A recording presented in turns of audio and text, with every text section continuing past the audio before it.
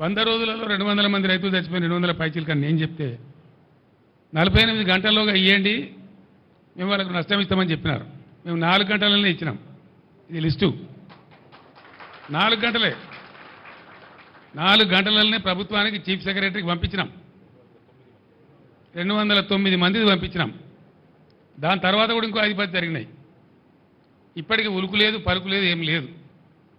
నేను డిమాండ్ చేస్తూ ఉన్నా, మీ అసమర్థత వాళ్ళకు చచ్చిపోయారు కాబట్టి వాళ్ళకు తలా 25 లక్షలు వెంటనే నష్టపరిహారం చెల్లించాలి. ఆ ప్రభుత్వాలను, ఆ కుటుంబాలను పరామర్శించాలి. నేను మళ్ళా డిమాండ్ చేస్తూ ఉన్నా. లేకపోతే మాత్రం మీకు ఆ ఉసురు, ఆ పాపం తలుగుతుంది.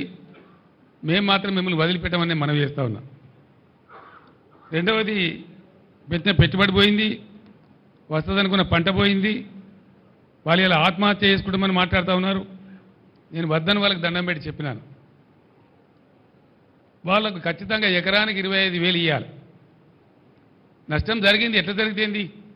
పంటలు ఎండిన మాట వాస్తవం, నష్టం జరిగిన మాట వాస్తవం. ఇలా రైతాంగం కన్నీరు మున్నీరు అవుతున్న మాట వాస్తవం. 15-16 లక్షల ఎకరాలంటే చిన్న విషయం కాదు. ఇది న్యాచురల్ కలామిటీ కంటే కూడా పెద్దది. ఇది bigger than any natural calamity. కాబట్టి ఈ సందర్భంలో ప్రభుత్వం కాకపోతే వాళ్ళని ఎవరు ఆదుకోవాలా? దానికోసం మేము డిమాండ్ చేస్తూ ఉన్నాం.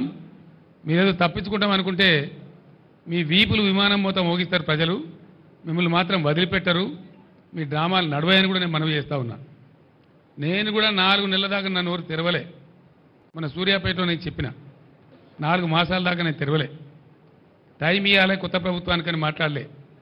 వాళ్ళు ఎన్ని పిచ్చి పిచ్చి ఆరోపణలు, ఎన్ని పిఆర్ స్టంట్లు, వాళ్ళకు తొత్తులుగా ఉన్నటువంటి కొంత మీడియా ఎవరైతే ఉన్నారో అన్ని అడ్డగోలు వార్తలు రాయించి ఏం చెప్పినా కూడా మేము మాట్లాడలే.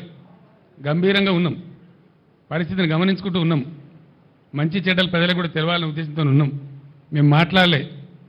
మేము చెప్పేది ఇలా ఎండిపోయిన పంటలు వట్టిగా తమాషగా చెప్తే మీకు ఎండిపోయిన పంటలు రైతులు ఇచ్చిన ఫోటోలు ఇవి. మేము తీసినవి కావు. మేము పోయే వరకే పెట్టుకొని ఉన్నారు వాళ్ళు.